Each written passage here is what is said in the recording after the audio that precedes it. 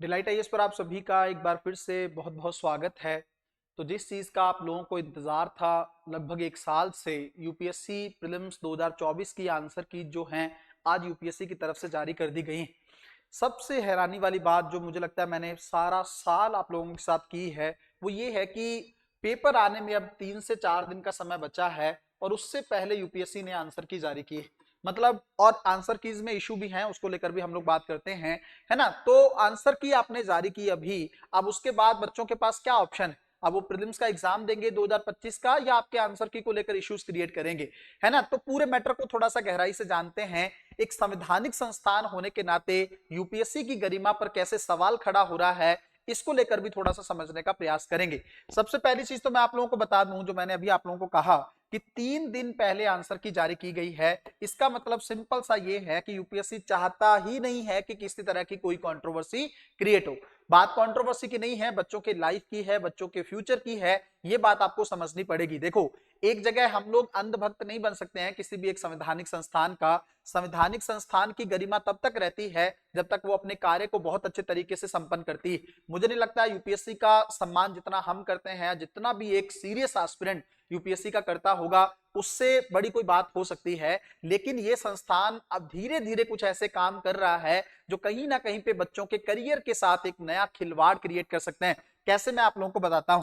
पहली चीज तो यह है कि आंसर की बहुत लेट जारी की गई। दूसरी चीज, फिर से 3 क्वेश्चंस को डिलीट कर दिया गया है यूपीएससी के क्वेश्चंस में। और ये पैटर्न अब का नहीं है, 2020 के पैटर्न से चल रहा है, 2020 से लगातार चल रहा है। और बार बार मैंने क्लासेस में ये बात कही है कि यूपीएससी की तरफ से क्वेश्चंस जो 100 क्वेश्चन भी प्रिपेयर ना कर पाना, ये एक बहुत गलत बात है। कि आप एक साल में एक बार एग्जाम लेते हैं और आपसे 100 क्वेश्चन प्रिपेयर नहीं हो पा रहे हैं, आपको कुछ क्वेश्चंस को डिलीट करना पड़ रहा है ना। 2020 से यह स्टार्ट हुआ था जब जीएस में भी क्वेश्चन डिलीट किए गए और सीसेट के अंदर भी क्वेश्चन डिलीट किए गए। इस बार जो 2024 की जारी की गई है उसके अंदर 3 क्वेश्चन यूपीएससी ने डिलीट कर दिए। अच्छा, क्वेश्चन डिलीट किए वो तो चलो मान लिया, इससे भी बढ़कर चला गया है संस्थान। कुछ क्वेश्चन मिस इंटरप्रिटेशन है, गलत है, उनके गलत आंसर जारी कर दिए यूपीएससी की तरफ से। अब कौन से क्वेश्चन को लेकर सवाल है मैं आपको बताता हूं। देखो, यूपीएससी ने एक सवाल आप लोग जो कि 100% आप जानते हैं कि राष्ट्रपति की तरफ से बजट संसद में कौन रखवाता है ना, मतलब भारत का वित्त मंत्री रखवाता है। लेकिन स्टेटमेंट क्या था कि पीएम की ओर से रखवाया गया। अब इस बात को अगर आप इतना डीप में जाएंगे तो इसका मतलब राष्ट्रपति को पीएम कहता है इसलिए संसद में रखवाता है, ये तो बहुत गलत बात है।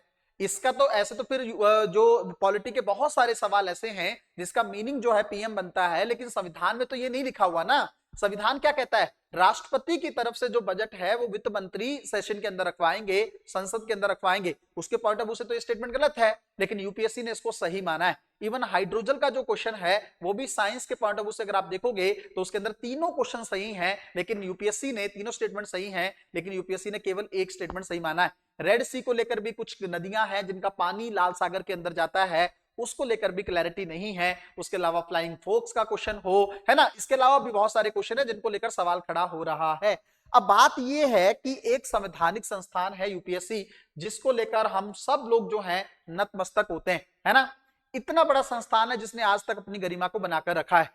अगर वो कोई सीक्रेसी बरत रहा है, मान लो वो मेंस की कॉपी नहीं दिखा रहा, समझ में आता है कि अगर 13,000 कॉपीज पब्लिक कर दी जाएंगी तो सब लोग जो हैं इवैल्यूएशन पर सवाल खड़ा करेंगे, शायद यूपीएससी के लिए प्रॉब्लम क्रिएट हो जाएंगी।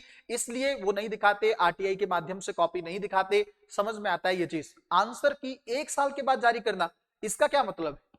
अच्छा चलो, या तो आपने वो गरिमा बना कर रखी होती, आप सवाल एक भी डिलीट ना हो रहा होता, किसी सवाल के इंटरप्रिटेशन में प्रॉब्लम नहीं हो रही होती, हिंदी और इंग्लिश के ट्रांसलेशन में प्रॉब्लम नहीं हो रही होती, तब तो कोई दिक्कत नहीं है, आप चाहे 1 साल बाद जारी करो की। लेकिन जब आपके सवालों में इश्यू क्रिएट हो रहा है, अच्छा देखो, आपके लिए तो वो एक सवाल है जिसके चलते आपने उसको डिलीट कर दिया, है ना, या उसको अंदर मिस इंटरप्रिटेशन आपने कर दिया, उसका गलत आंसर दे दिया, बट बच्चे का तो करियर खराब हो गया ना। आप सोच के देखो कितने ऐसे एस्पिरेंट हैं, अगर एक नंबर से प्रीलिम्स निकाल लेते हैं ना तो कई बार वो रैंक 1 से क्वालिफाई करते हैं। और इसका एग्जांपल टीना डाबी है, आप देख सकते हैं इस चीज को। बहुत कम मार्क्स से उनका प्रीलिम्स एग्जामिनेशन क्वालिफाई हुआ था और लास्ट में उन्होंने रैंक 1 निकाला था। तो ऐसे बहुत सारे एस्पिरेंट हैं, इसलिए आप देख रहे होंगे मेरी आवाज के अंदर वो चीजें ज्यादा दिख रही हैं। उसका रीजन ये है कि बहुत सारे एस्पिरेंट अपनी लाइफ सिर्फ इनके चलते खराब कर लेते हैं। ये बहुत गलत बात है। यूपीएससी का संवैधानिक संस्था होने के नाते इसकी अकाउंटेबिलिटी जो है वो तय होनी चाहिए। आप इस तरह से नहीं कर सकते कि 100 क्वेश्चन भी आपसे 1 साल में तैयार ना हो। आईएएस का एग्जाम है भाई, कोई छोटी मोटी चीज नहीं है।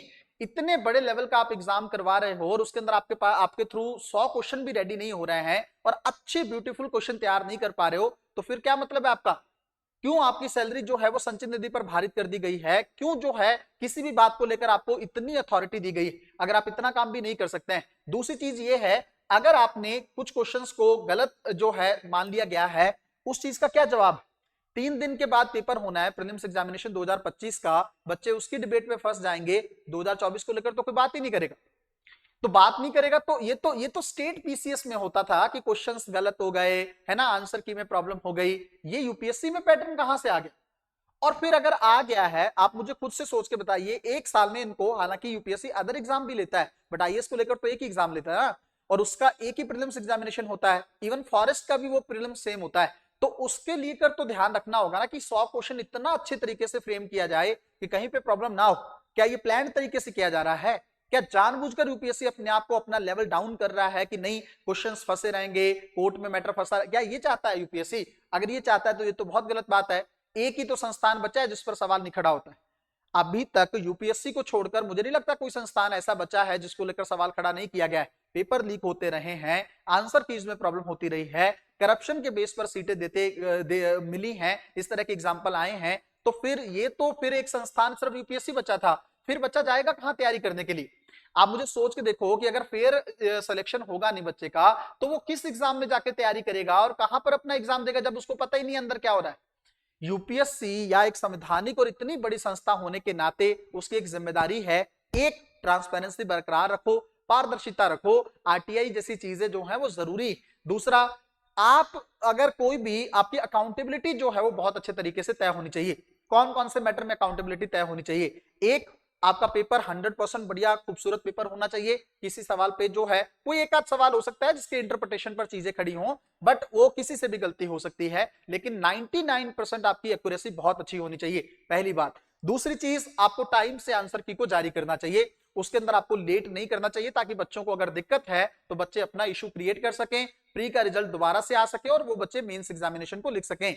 तीसरा, हिंदी माध्यम और इंग्लिश माध्यम को लेकर आपको एक प्रॉपर डिटेल जो है बात करनी चाहिए, इवन एस्पिरेंट से भी जानना चाहिए क्या प्रॉब्लम्स हैं, क्या इशू हैं, हिंदी माध्यम का रिजल्ट क्यों कम होता चला जा रहा है, इसको लेकर भी आपकी अकाउंटेबिलिटी होनी चाहिए, है ना। एक तरफ हम हिंदी को प्रमोट करने की बातें करते हैं, दूसरी तरफ हिंदी मीडियम का रिजल्ट कम हो जाता है, तो ये तो सोचने वाली बात है कि एक्चुअल में हम चाहते क्या है।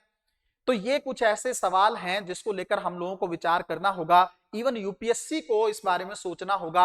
हम जरूर एक प्रयास कर सकते हैं कि डिलाइट आईएएस के माध्यम से एक ईमेल जो है यूपीएससी को एक सिस्टमैटिक तरीके से या एक रिक्वेस्ट के फॉर्म में डाला जाए, कम से कम बच्चों की लाइफ जो है आने वाले कुछ सालों में खराब ना हो। बहुत जरूरी है, क्योंकि देखो, जिसका करियर खराब होता है उसका दर्द वही समझ सकता है ना। तो जो बच्चे एक एक नंबर से बाहर हो जाते हैं, इतने सालों की मेहनत है, हो सकता है किसी का लास्ट अटेम्प्ट हो और इस चीज के चलते उसका मेंस ही मतलब वो क्वालिफाई ना कर पाया हो प्रीलिम्स को, तो सोच के देखो उसका करियर तो खराब हो गया ना, उसका ड्रीम आईएएस बनने का जो ड्रीम था वो तो खत्म हो गया। तो इसको लेकर तो थोड़ा बहुत जो है काम मुझे लगता करने की जरूरत है। हम अपनी तरफ से जरूर एफर्ट करेंगे, आप लोग प्रीलिम्स एग्जामिनेशन एक बार दे लो, फिर हम जो है एक जो है इस चीज को लेकर चीजें स्टार्ट कर सकते हैं। यूपीएससी को रिक्वेस्ट करना है, हमें कोई प्रोटेस्ट नहीं करना, कोई बड़े स्तर पर चीजों को नहीं करना, लेकिन हमें ईमेल के माध्यम से या कुछ ऐसी चीजें डालकर, वीडियोस डालकर बच्चों को मोटिवेट करना होगा इस चीज के लिए, ताकि यूपीएससी की अकाउंटेबिलिटी को तय किया जा सके। जब जब गलत होगा तो उसको लेकर आवाज हमेशा उठाई जाएगी, ताकि उस संस्थान में सुधार हो सके। मिलते हैं अगली वीडियो में, तब तक अपना ध्यान रखें, अपनी पढ़ाई को बहुत अच्छे तरीके से करते रहें। बहुत बहुत धन्यवाद।